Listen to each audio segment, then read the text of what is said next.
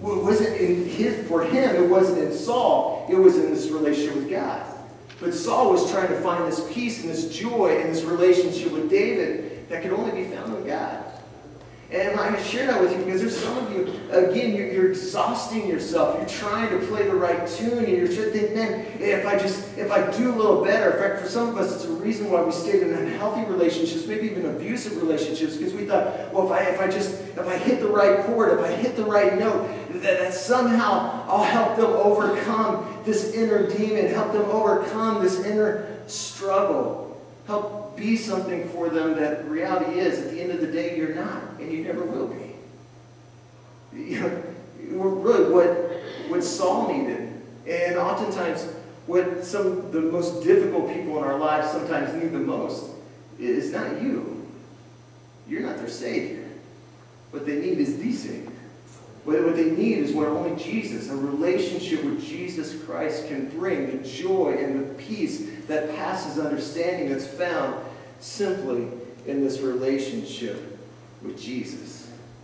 And so here again we see this pressure. And it's this pressure that eventually boils over. And we see this in verse 11, which is going to lead us to kind of the second thing that we see in this kind of text. In terms of, I think it's important for us to understand in terms of handling difficult people, and that's the projectile. The projectile. We see this in verse 11. It says, things come to a head. Saul takes his spear and then he hurls it at David. He hurls it at David. And look, I think it's important that we understand sort of kind of the heart behind the projectile, where the projectile comes from. Because I think a lot of times, our tendency is to think the projectile is coming from Saul's hand. But the truth is it's actually coming from his heart.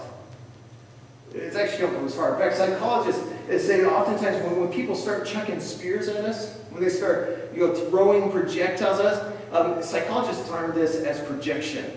That most projectiles, most of the things we share, most of the things when a person is in a rage and they just kind of lose it and they throw it, it's a projection of, that inner struggle, that inner turmoil, that inner hurt. And again, by the way, when I say this, it's not to minimize your pain. It's not to discredit your pain. I'm just helping you to understand kind of the source of where some of these attacks might come from, where some of these challenges might come from, or where some of these spears come from. It's not from their hand, it's from their heart. In fact, Jesus put it this way, out of the overflow of the heart, the mouth speaks.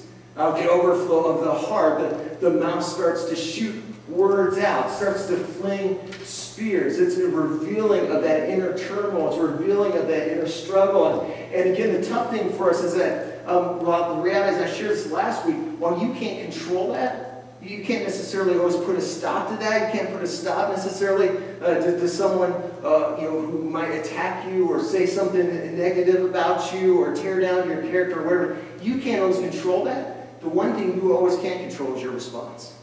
In fact, I shared last week, my response is always my responsibility. And depending on how we respond in those situations is the difference between being overcome by what overwhelms us or actually overcoming what overwhelms us. And listen, we can respond, really, typically our response is shaped sort of in three ways. For some of us, oftentimes when a projectile is tossed at us, when a spear is thrown at us, when someone says something or does something that seems to hurt us, for a lot of us, what we tend to do, our natural reaction is we tend to either, one is hold on to it, because we think, when spears start flying, when the words and the accusations start flying, it can feel totally out of control. And so for us to get a sense of control, we think, if I just hold on to this, if I just hold on to this spear, that somehow that'll keep me from getting hurt. If I just grab hold of it, and we feel like we kind of create this image, this false image that somehow I've got control of this thing. And the problem, though, is that when someone does something or says something that hurts you, you just hold on to that offense. The problem is, what we think is actually protecting us from getting hurt again is actually doing just the opposite. When I'm constantly holding on to that offense, what am I doing? What I'm doing is it's not protecting me, but what it's doing is actually keeping me. It's keeping you from these things. See, holding on to hurt doesn't protect you from life, it just keeps you from living it. It's what happens is we end up keeping relationships at a distance, because I don't want to get hurt again. We end up keeping opportunities that God might be opening up to us because, oh, well, last time I did that, last time I stepped out, it didn't go the way that I thought it was going to go. And we keep God opportunities. We keep the life of freedom that God has called us to live out at bay because we think, oh, if I hold on to it, that somehow it's going to protect me. But the reality is it doesn't. See, what's interesting is that this wouldn't be, going back to the story with Saul and David, it wasn't the only time that Saul chucked a spear at David. In fact, we actually see, very, very much in that text, he doesn't just throw one spear at David, he actually reloads and throws another at David. And that's what life does. Life has a way of continuing to throw these spears, and it's here that David would have had a choice, like we all do. See, David could have held on to it. David could have held on to it, but when the spears started coming, eventually he would have had to let down his heart. Remember this thing that was representative of his praise, this thing that was representative of his joy, this thing that was representative of his heart for God. He would have ultimately had to let it down to grab hold of another spear. And look, I share that with you because, again, as long as you're holding on to hurt, again, it doesn't protect you, it just keeps you from living it. When you're constantly holding on to offense, eventually you've got to lay down your peace, you've got to lay down your joy to hold on to all the offense that's out there. And I share this because some of you, in fact, I discovered this maybe a year ago. This is probably not new to you, but I don't know how many of you know this, but I learned that at FedEx, like when FedEx delivers a package, do you realize you don't actually have to accept that package? It's news to me. I learned this like a year ago, that you don't actually have to accept the package that FedEx actually sends you. If you don't want it, you can actually refuse delivery. And look, I share that because I think for some of us, when it comes to those offenses, when it comes to some of those hurts, there's some of you today, you need to refuse delivery on some of those offenses. You need to refuse delivery, that just because they said something, just because they did something, well, I'm offended. Well, don't be. You don't have to hold on to that. You don't have to hold on to it because, again, it doesn't protect you from anything. It just keeps you from living the life that God's called you to live. In fact, I like how Romans 6:14 kind of speaks this. It says, sin is no longer your master, for you no longer live under the requirements of the law. What was the requirements of the law? When someone did you wrong, someone hurt you, it was an eye for an eye, tooth for a tooth. It was not just to hold on to, but as we're going to come to discover, is this tendency to want to return it. but I love that statement because of what Jesus did for us, because of His grace, because of forgiveness. You don't have to hold on to that anymore. You don't have to hold on to that. But see, this isn't just speaking of the sins you commit. They don't have to own you. They don't have to rule your life. They don't have to drive your life and your decisions. But it's even speaking in relation to the sins of others. That through forgiveness, that by His grace, you don't have to keep living in that bondage. The offense doesn't have to become a prison in your life anymore. But so many of us, again, our option when we get hurt is, again, one's to hold on to it. The other, though, again, as mentioned just previously, is to want to return to sender, right? I mean, that's when we're really hurt. When someone does something that really wounds us, that's our most natural response. Man, I'm going to return to a sender. And again, that's what happens here. Saul, of course, he throws it, but Saul actually makes a fatal flaw in his attempt. He throws and he misses David. And if there was one guy in the Bible that if you were trying to take out and you had an opportunity to throw a spear to take him out and you did not want to miss, David was the guy you didn't want to miss. Because David was more than some skinny jeans wearing worship guy. David was a guy who was a known killer. He was a known warrior. David, when he had an opportunity to throw a spear, he never missed. He never missed. Just ask Goliath. Just ask the lion and the bear when he was a shepherd boy. Like, he never missed when it came to it. And so here, Saul, he chucks it. He checks his spear. He misses and gives David this opportunity to ultimately win the battle. To win the battle. Like David had every right, he had every reason to return to sender, to make Saul pay, for the hurt, to make Saul pay for the pain, to make Saul pay for the rejection. But something else you got to understand about David was that David had a call on his life, though, too. See, David, from early on, God had called him that David, you're going to be more than just a shepherd boy. You're going to be more than even just a great warrior. You're going to be the next king of Israel. I've got great things in store for you. But here's the thing, David. It's not going to be based, your success isn't going to be based on your slinging, but your singing. It's not going to be based on your ability to throw a spear, because Saul was a great slinger. He was a great spear thrower. But listen, your success, your destiny is not going to be based on your fighting skills, your slinging skills, but on your worship. Your heart for worship, your ability even in tough times to keep your focus not on people or even on the situation, but to keep your focus on your God. And it was a success, again, that was going to be defined not by slinging, but by his singing. And this is where he's faced with a choice. Yeah, he could win the battle, take out Saul, but in doing so, he would ultimately lose the war. Because he would ultimately, by returning to sinner, he would become something that God never called him to be. In fact, psychologists call this when we just quickly react to people. When someone says something to us, we react with saying something back to them, or they do something to us, we react by doing something back to them. They actually call this mirroring.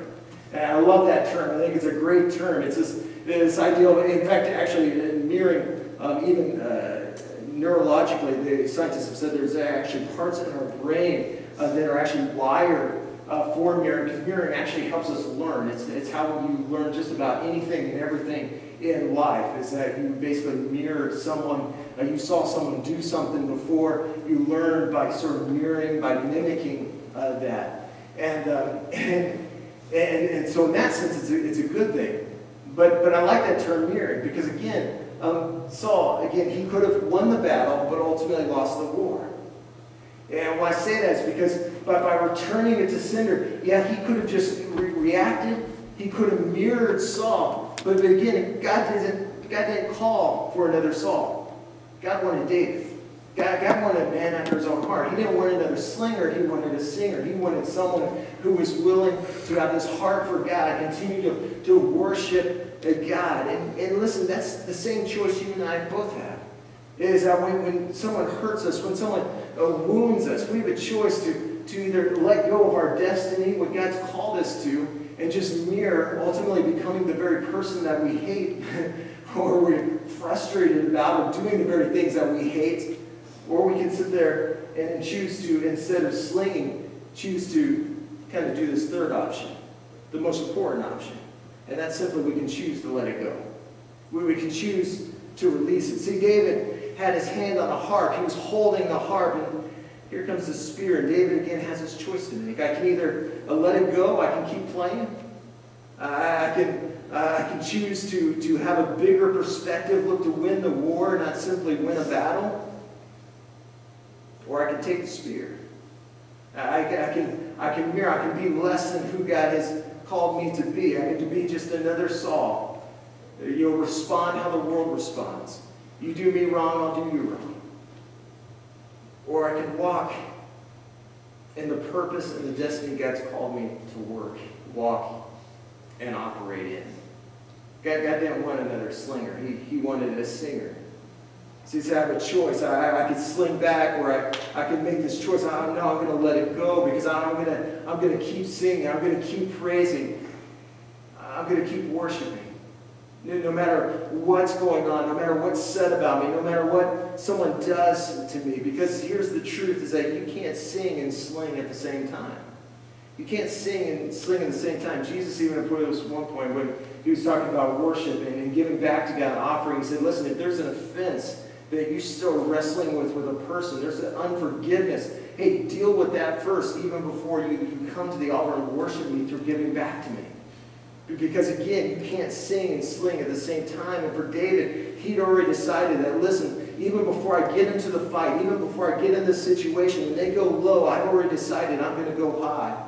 That David realized and when I do this, David realized I'll keep my hand on the harp, and when I keep my hand on the harp, what happens is he understood that God will ultimately keep his hand on me. See, this is the very last thing. We'll wrap up with this. We see the pressure, the projectile that sometimes comes in interactions with difficult people. But this is the way through. And that's the last one, simply the praise. The praise. See, David makes a decision that I'm not going to, that there's nothing you can throw at me to make me give up my praise.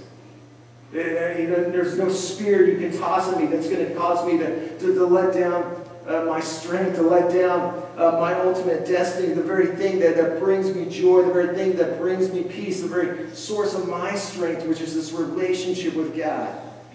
See, life can throw anything at me, but listen, regardless of what life throws at me, regardless of what happens to me, I've already decided in advance I'm not going to stop singing my song. You can call me anything, you can do anything to me, but it's not ever going to make me drop my heart, because praise is what I do, worship is who I am, and I refuse to drop my destiny and drop my purpose for your pain. See, worship was David's escape. But worship had always been David's way out. As David understood, I could let go of this thing. I could let go of my praise. I could do what everyone else in the world does. I could sling it right back. Return to sender. But to let go of my heart would be to actually let go of my greatest weapon. Because worship in the hand of the people of God is always our greatest weapon. It's always our greatest weapon. This reality that if you'll keep your hand on the harp, God will always keep his hand on you. And when God keeps his hand on you, someone can't lay a hand on you. That's the promise. That's the promise. In fact, last week, I'm going to have the worship team come up, but last week I asked a question of, do you really believe that God orders all your steps? The Bible specifically says, the steps of a good man, or a righteous man or woman, are ordered by the Lord. Do you really believe that God orders all your steps?